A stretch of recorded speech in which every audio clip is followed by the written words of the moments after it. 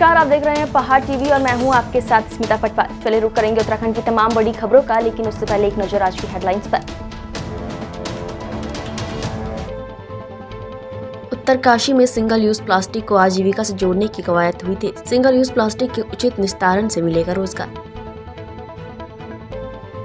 डोईवाला में व्यापारी के घर दिन दहाड़े डकैती से हड़कंप, दहशत में लोग। सुबह खोली मोटर मार्ग पर कार दुर्घटनाग्रस्त, 2 लोगों की मौत। पूर्व मुख्यमंत्री और हरिद्वार सांसद रमेश पोखरियाल निशंक की रचना संसार ऑनलाइन पुस्तक वार्ता की 75 श्रृंखलाएं पूरी होने के अवसर पर शनिवार से 2 दिवसीय अंतर्राष्ट्रीय साहित्य सम्मेलन का शुभारंभ हुआ है, जिसमें देश विदेश के रचनाकारों सहित उत्तराखंड के राज्यपाल और विधानसभा अध्यक्ष शिरकत करेंगे। कार्यक्रम का शुभारंभ हरिद्वार सांसद रमेश पोखरियाल निशंक ने किया।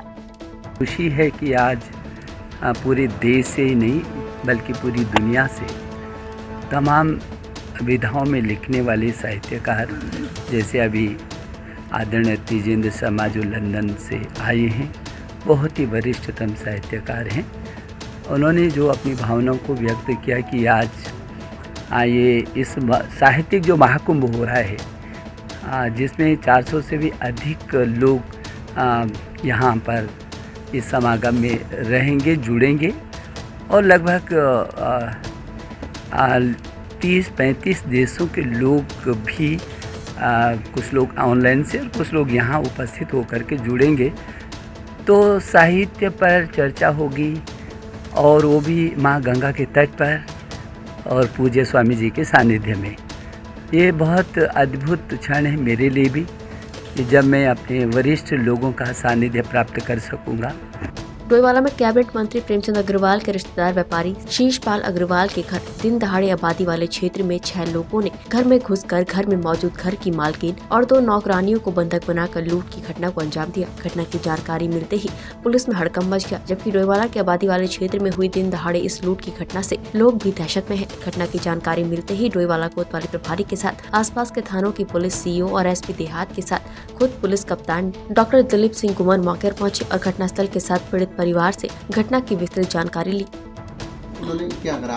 मेरा गला पकड़ा है, फिर क्या तुम्हारा बेटा हमारे उसमें है कब्जे में कि चुप रहो तुम बस। उन्होंने चक्कू दिखाया, पिस्तौल दिखाई। पिस्टल भी? हाँ जी। आप लोग कितने दोस्तों? मैं थी, 2 काम वाले थे। वो लोग कितने रहे होंगे?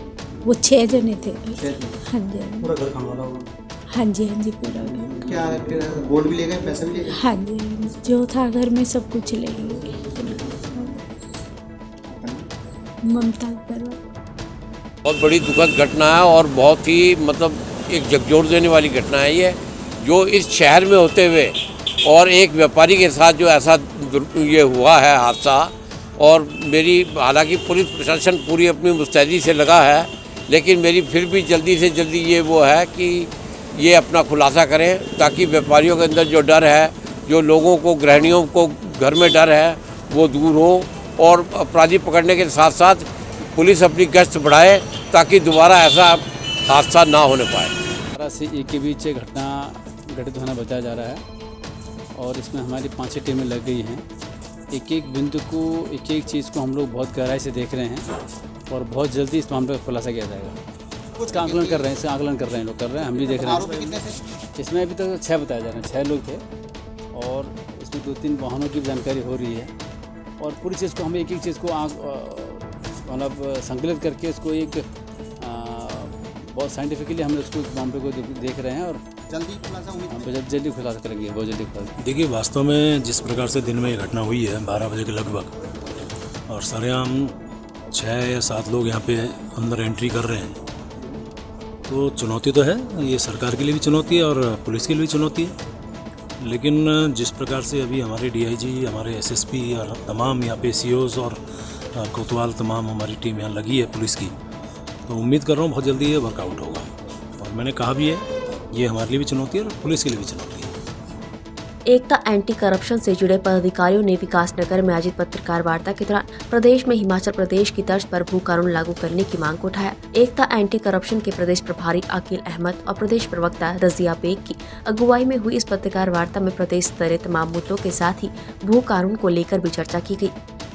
2003 से लगातार इस मुद्दे पर चर्चा चल रही है और छिटपुट इन्होंने फेरबदल किए हैं। हमारे विधानसभा में ये मुद्दे को बार बार उठाया जाता है और बार बार दबाया जाता है। इससे जाहिर होता है कि हमारी सरकारें करने को कुछ तैयार नहीं है। उत्तराखंड की जनता के साथ छल किया जा रहा है। अभी भी इन्होंने एक कमेटी बना दी, वो कमेटी क्या करेगी? कमेटी ने फिर आगे को बढ़ा दिया 80 पेज की रिपोर्ट देके कि अब इसमें सिर्फ अपने लोग अपने सुझाव दें। अरे कब तक सुझाव मांगोगे? जब कमेटी बनाई जाती है तो उन कमेटियों में कानूनी लोगों को क्यों नहीं रखा जाता?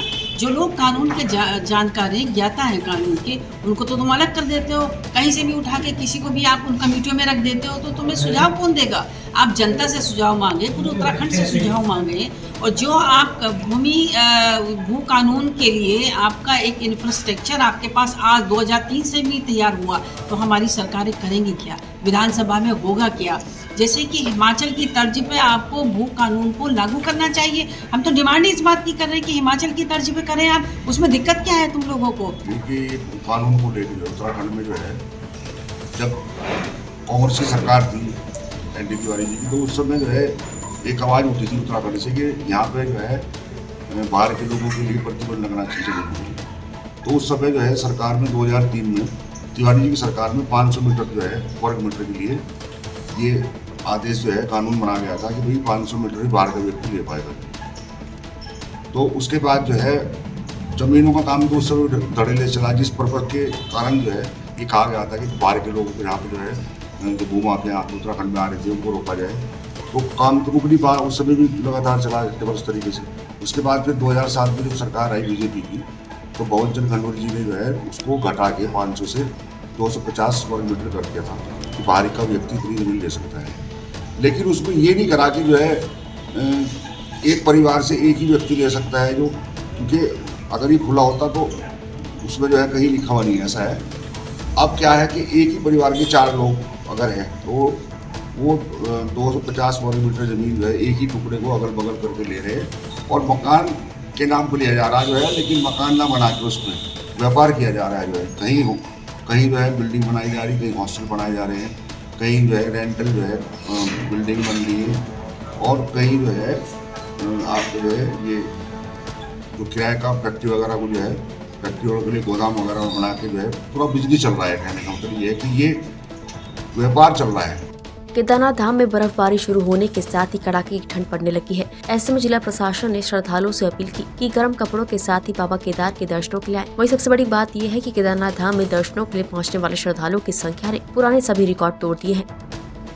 केदारनाथ धाम की 2022 की यात्रा में अभी तक 14.5 लाख यात्री करीबन धाम में दर्शन कर चुके हैं और अभी भी काफ़ी दिन बचे हैं, यात्रा समाप्ति होगी। कपाट 27 अक्टूबर को बंद होने हैं।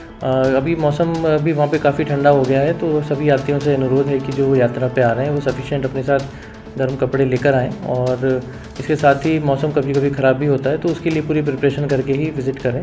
इसके साथ ही हमने ये सुनिश्चित करा है कि यात्रा पूरे जो हमारे करीबन 6 महीने चली है उसमें हमारे शौचालय, पानी, रहने के जो रेन शेड्स हैं, टेलीफोन की कनेक्टिविटी है आदि जितनी भी व्यवस्थाएं सुचारू कर सकते थे उसको काफ़ी ओवर द टाइम इम्प्रूव भी किया है। और ये किसी भी यात्री को किसी तरह की कोई दिक्कत ना हो, इसके लिए पूरी तैयारी की। जनपद उधम सिंह नगर के खटीमा शहर में नगर पालिका परिषद द्वारा शहर के अंदर गंदगी फैलाने वाले और सिंगल यूज प्लास्टिक का इस्तेमाल करने वाले व्यापारियों के खिलाफ शासन प्रशासन के आदेश पर छापेमारी अभियान चलाया गया, साथ ही उनके चालान भी काटे गए। आपको बता दें कि सिंगल यूज प्लास्टिक और शहर के अंदर जगह जगह गंदगी फैलाने वाले व्यापारियों के खिलाफ शासन प्रशासन के सख्त आदेश के क्रम में ये अभियान चलाया जा रहा है। माननीय जिलाधिकारी महोदय के निर्देशानुसार शहर में साफ सफाई, सिंगल यूज प्लास्टिक के संबंध में छापेमारी की जा रही है। इसमें अधिशासी अधिकारी द्वारा गठित टीम द्वारा ये छापेमारी की जा रही है। ये आगे भी निरंतर जारी है। बीते शुक्रवार को सितारगंज क्षेत्र के सिसैया गांव में सरकारी अनाज की कालाबाजारी की शिकायत पर सितारगंज प्रशासन द्वारा एक गोदाम में छापेमारी की गई, जिसके बाद उप जिलाधिकारी तुषार सैनी ने गोदाम को सील कर दिया। वहीं पूर्ति निरीक्षक, वरिष्ठ अधिकारी और तहसीलदार जगमोहन त्रिपाठी की टीम मौके पर पहुंची। इसके बाद गोदाम की जांच की गई, जिसमें लगभग 200 कट्टे गेहूं और लाही के पाए गए थे। वहीं गोदाम मालिक राशन भंडारण के दस्तावेज मांगे गए, लेकिन गोदाम मालिक राशन भंडारण के पुराने कागजात दिखाता रहा। नए कागजात दिखाने में नाकामयाब रहा, जिसके बाद प्रशासन ने गोदाम मालिक को 1 दिन का समय दिया, लेकिन 1 दिन का समय बीतने के बाद भी गोदाम मालिक कागजात नहीं दिखा पाया। इसके बाद अधिकारी जांच रिपोर्ट को उच्च अधिकारियों के समक्ष पेश करने की बात कह रहे हैं। क्षेत्र की यह घटना है जहाँ पे लगभग 200 कट्टे चावल, गेहूं और लाई का भंडारण मिला था। इसमें हमने SMI और खाद्य जो हमारे निरीक्षक हैं इनको बुला के इनके सपोर्ट जो है पूरा गोदाम किया है। इसकी जांच चल रही है, जिसमें कुछ सरकारी कट्टे और गेहूं जो है मिला है। अब कोई आगे की कार्रवाई जारी है। हम इनसे जो संबंधित विभाग है इनसे रिपोर्ट ले रहे हैं। जो रिपोर्ट आएगी उसके अकॉर्डिंग आगे की कार्रवाई नियमानुसार की जाएगी। पहले सिसैया क्षेत्र के चक्की व्यवसायी जिनके पास सेलर, चक्की, तेल का व्यवसाय भी करते हैं, उनके यहाँ खाद्यान्न का क्रय विक्रय किया जाता है, ऐसी जानकारी प्राप्त हुई थी, जिसको SDM साहब के द्वारा उसके गोडाउन को सील किया गया। अगले दिन SMI साहब, हम तहसीलदार महोदय और SDM साहब के द्वारा टीम के रूप में उस गोडाउन को खोला गया और वहाँ पर रखे हुए खाद्यान्न का विवेचना की गई। देखा गया, पाया गया कि वो खाद्यान्न अलग अलग राज्यों के जो बारदाना है उन कट्टों में रखा हुआ था और उनका स्टैंडर्ड वेट भी मानक से इतर था। कुछ 60 kg, कुछ 84 kg इस प्रकार के कट्टे वहाँ मौजूद पाए गए। साथ ही वहाँ लगभग 100 कट्टे से ऊपर लाही भी मौजूद थी, खल, चावल और धान, ये सब चीज़ें थी। संबंधित व्यवसायी से पूछा गया तो उसके द्वारा अवगत कराया गया कि ये उसका फुटकर व्यापार कर रहा है। उनसे मंडी का जो लाइसेंस लिया है या अनुमति पत्र है दिखाने के लिए कहा गया, तो वो पुराने वर्षों के अनुमति पत्र दिखा रहा है, लेकिन वर्तमान वित्तीय वर्ष का वो नहीं दिखा पा रहा है। उसको अवगत कराया गया कि अगर उनके पास अनुमति पत्र है तो वो उसे उपलब्ध कराएं। वाल्मीकि शोभा यात्रा निकालने को लेकर वाल्मीकि समाज और प्रशासन की करीब 7 घंटे तक चली जदोजहद तनाव बना रहा। शोभा यात्रा निकालने की अनुमति न मिलने पर वाल्मीकि समाज के लोगों ने पुलिस प्रशासन के खिलाफ जमकर नारेबाजी भी की। कई बार टकराव की स्थिति के आसार भी बने, मगर SDM रुड़की और CO मंगलौर ने बड़ी सूझबूझ के चलते स्थिति पर काबू पाया। मंगलौर CO पंकज गैरोला और SDM विजयनाथ शुक्ला ने कड़ी मशक्कत से लोगों को समझा बुझा कर शांत किया। अनुमति नहीं मिलने को लेकर समाज के लोगों ने पुलिस प्रशासन मुर्दाबाद के नारे भी लगाए। देर रात तक चले इस हाई प्रोफाइल ड्रामे के बाद प्रशासन ने देर शाम धारा 144 लागू कर दी। धारा 144 लगने के बाद पूरे लंडोरा कस्बे को छावनी में तब्दील कर दिया गया। लंडोरा में शांति व्यवस्था को देखते हुए आज के दिन पर्याप्त पुलिस बल लगाया गया है और इसको 9 सेक्टरों में बांटकर जगह जगह पॉइंट्स और बैरिकेडिंग लगाकर पुलिस दल तैनात किया गया है, ताकि शांति व्यवस्था को किसी तरह की कोई खतरा ना हो, किसी प्रकार कोई दिक्कत ना हो।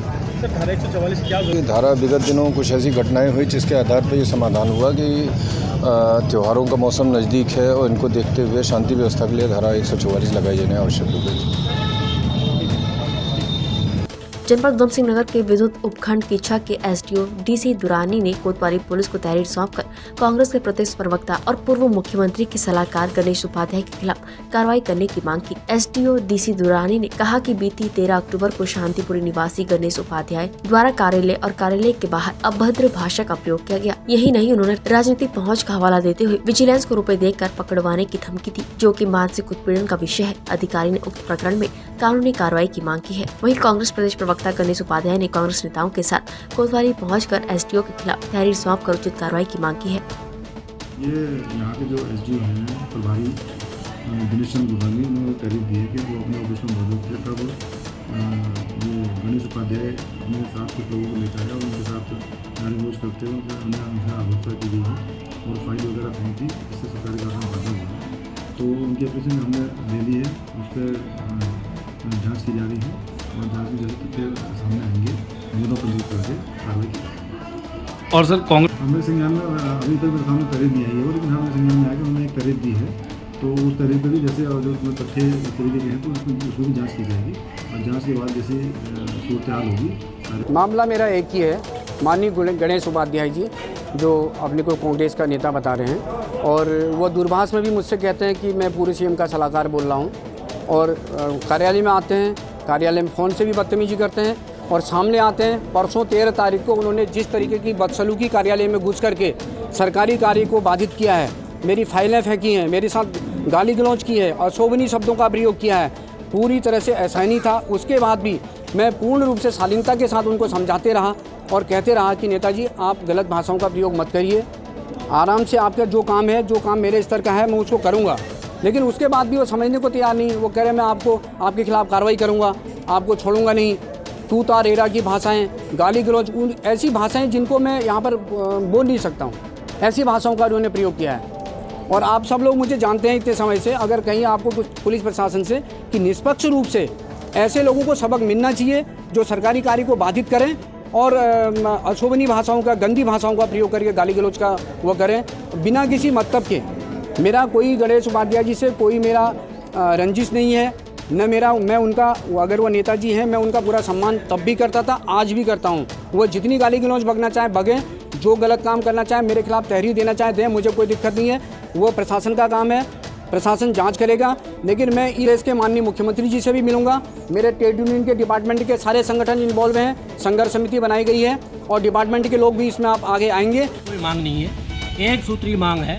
जिस आदमी ने एसडीओ के साथ अभद्रता की उसके खिलाफ कार्रवाई हो, उसे गिरफ्तार किया जाए। हमारे एसडीओ को न्याय दिलाया जाए और कर्मचारियों को भय मुक्त वातावरण दिया जाए। हमारी एक सूत्रीय मांग है और जब तक ये मांग पूरी नहीं होती हम अपना धरना प्रदर्शन जारी रखेंगे। हो सकता है हम इस आंदोलन को किच्छा से रुद्रपुर और रुद्रपुर से उधम सिंह नगर से कुमाऊं और कुमाऊं से लेकर के हम इसे पूरे उत्तराखंड में फैलाने के लिए प्रतिबद्ध हैं अगर ऐसा ही होता रहा।